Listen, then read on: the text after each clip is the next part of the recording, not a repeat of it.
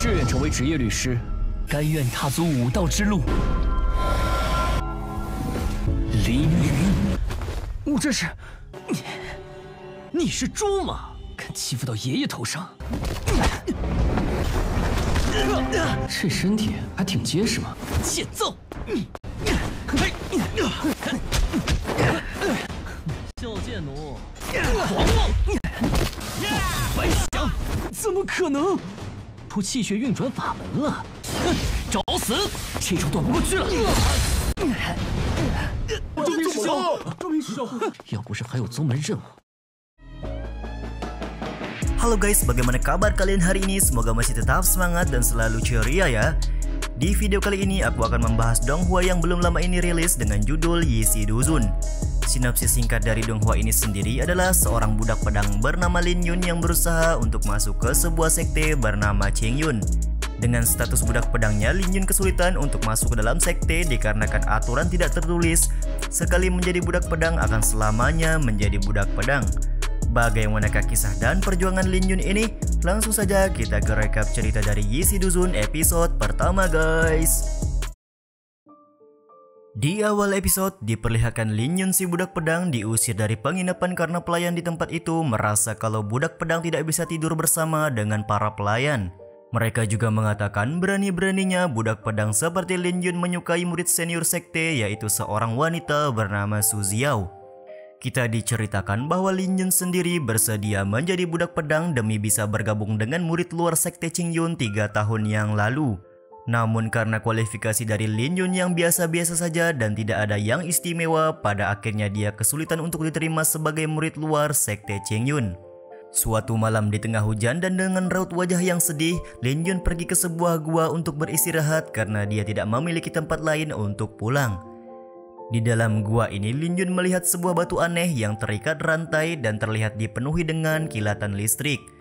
Namun karena sudah kelelahan, Lin Yun tidak memperdulikan hal tersebut dan memutuskan untuk beristirahat di dalam gua ini.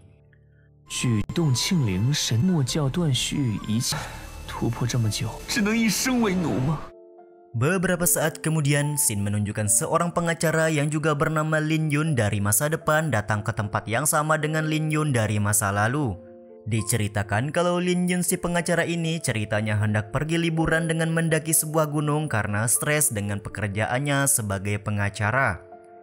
Pada saat di dalam gua, seorang memberi pesan kepada Lin Yun pengacara untuk segera pulang ke kantor hukumnya karena dia adalah orang penting yang selalu dibutuhkan di kantor.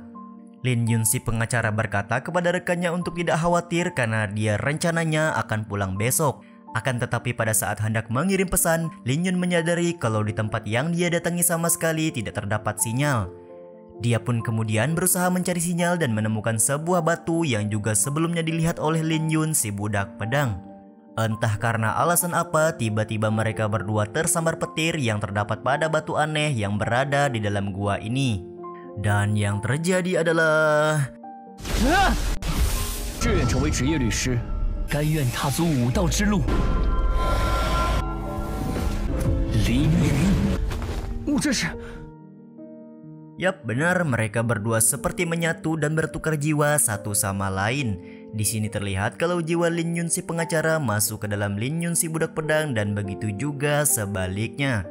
Meskipun jiwa mereka sudah bertukar, namun semua ingatan memori masing-masing pemilik tubuh masih tetap ada. Merasa kalau berhutang nyawa kepada Lin Yun si budak pedang karena sebelumnya sudah tersambar petir, Lin Yun si pengacara juga terlihat tidak mempermasalahkan kalau jiwanya berada di dalam tubuh Lin Yun si budak pedang untuk sekarang ini.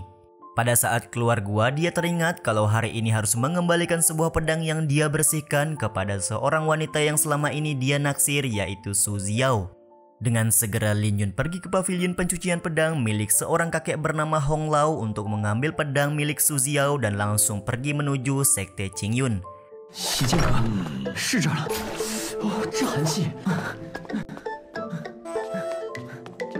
Beberapa saat kemudian, Lin Yun sampai di sekte Qingyun dan kedatangan Lin Yun sudah ditunggu oleh Su Xiao dan beberapa orang murid sekte yang salah satunya adalah Zhu Ping. Di sini Zhu Ping terlihat marah kepada Lin Yun karena terlambat mengantar pedang kepada Su Xiao. Pada saat Zuping hendak memukul Lin Yun, Su Xiao menghentikan hal tersebut dan segera meminta Lin Yun untuk segera mengembalikan pedangnya. Dengan refleks, Lin Yun yang memang menyukai Su Xiao langsung memberikan pedangnya tersebut berdasarkan cara-cara yang diajarkan oleh Hong Lao kepadanya. Ternyata seorang budak pedang mempunyai cara-cara tersendiri untuk melayani si pemilik pedang yang sudah mempercayakan pedangnya untuk dirawat oleh pavilion pedang milik Hong Lao. Setelah mendapatkan pedangnya, Su Xiao berterima kasih dengan cara memberi Lin Yun sebuah cairan roh untuk berkultivasi. Namun di sini di bawah kesadaran Lin Yun si pengacara mengatakan seharusnya tidak ada adegan melemparkan cairan roh seperti ini di dalam ingatan Lin Yun budak pedang. Murid sekte senior bernama Wang Ning yang juga menemani Su Xiao sedikit kesal kepada Lin Yun karena dia tidak berterima kasih setelah mendapatkan imbalan cairan roh dari Su Xiao. Beberapa saat kemudian, Zuping yang masih memendam kekesalan kepada Lin Yun kembali bertindak kasar. Di sini karena tidak terima dengan perlakuan Zuping, Lin Yun pun berusaha melawan. 你是猪吗？敢欺负到爷爷头上？这身体还挺结实嘛！欠揍！小贱奴，狂妄！ 白想，怎么可能？出气血运转法门了。 Terjadi baku hantam di antara mereka berdua dan terlihat kemampuan dari Lin Yun jauh meningkat dan membuat Zuping sedikit kewalahan. Dengan hal tersebut, Zuping menyadari pantas saja Lin Yun berani bersikap sombong dan melawannya dikarenakan untuk saat ini Lin Yun sudah tahu metode Qi dan sirkulasi darah. Namun tiba-tiba saja kekuatan Lin Yun menghilang dan membuatnya berhasil dipukul keras oleh Zuping. Zuping juga memutuskan untuk tidak melanjutkan pertarungan karena dia harus menjalani misi sekte. Namun untuk kedepannya dia berkata tidak akan mengampuni Lin Yun jika bertemu di kemudian hari. 找死！这招躲不过去了。周明师兄，要不是还有宗门任务。 Sementara itu, Lin Yun yang tampak terluka menyadari kalau bela diri tidaklah mudah seperti yang dia bayangkan.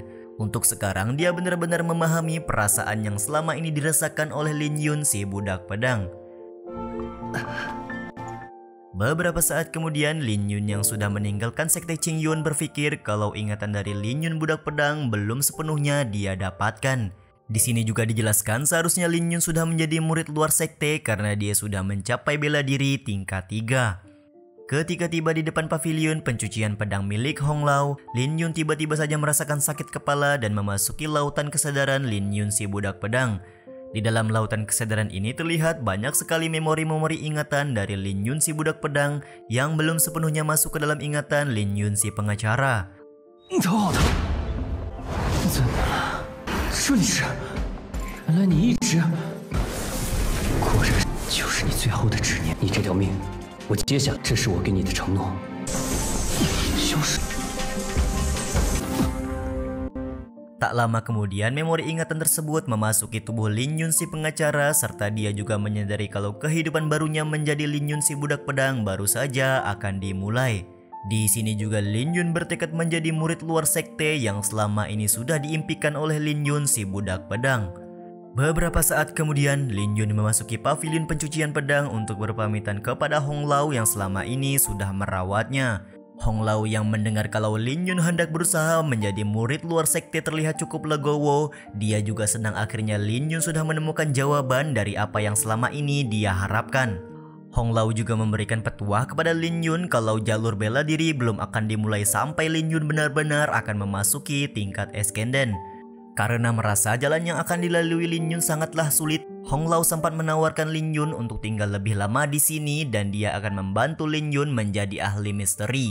Namun tentu saja Lin Yun menolak hal tersebut karena dia tidak bisa terus-terusan tinggal bersama dengan Hong Lao dan menjadi budak pedang.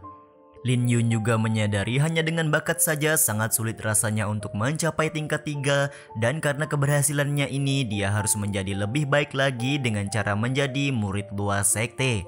Mendengar tekad Lin Yun ini tentu saja membuat Hong Lao sangat senang dan juga membenarkan jikalau nanti Lin Yun berhasil menjadi murid luar sekte Qingyuan pasti akan menjadi hal yang sangat membanggakan bagi seorang budak pedang. Karena selama 3 tahun tinggal bersama dengannya, Lin Yun adalah anak yang rajin dan rendah hati. Hong Lao memberikan sebuah lukisan yang berisi sebuah keterampilan. Pada awalnya Lin Yun berat menerima lukisan tersebut karena dia merasa tidak memiliki uang untuk membayar serta lukisan tersebut terlalu berharga. Akan tetapi di sini Hong Lau mengatakan kalau misteri dalam lukisan ini belum terpecahkan dan karena hidupnya yang tidak akan bertahan lama lagi, dia harus mewariskannya kepada Lin Yun. Hong Lau sangat mengandalkan dan percaya Lin Yun bisa memecahkan misteri yang ada pada lukisan ini. 如此珍贵。 当年为了这幅画，弄懂其中玄妙。那天坐骨去见了，只有你能帮我，以后也都别来了。你凌云剑奴。 Karena harapan dan keinginan Hong Lau inilah pada akhirnya Lin Yun menerima lukisan yang berisi sebuah keterampilan ini. Terlihat di sini juga Lin Yun berterima kasih atas semua kepercayaan yang sudah diberikan oleh Hong Lau kepadanya. Singkat cerita, Lin Yun pergi ke sebuah tempat untuk mempelajari lukisan yang diberikan oleh Hong Lau. Ketika membuka lukisan ini, Lin Yun menemukan sebuah tulisan, "Ketika ada harimau di hatiku, aku akan mengendus mawar dengan hati-hati." Dan kemudian terlihat kesadaran harimau yang ada di dalam lukisan ini menerkam Lin Yun. Episode pertama pun berakhir guys. Sampai di sini dulu video kali ini. Mohon maaf jika masih banyak kekurangan dan kesalahan dalam penyampaian kata-kata ya. Terima kasih buat kalian yang udah nonton dan jangan lupa subscribe serta nyalain loncengnya ya guys. Saya selaku penulis narasi, tukang voice over dan tukang edit video pamit undur diri. Salam hangat, see you in the next video. Bye bye.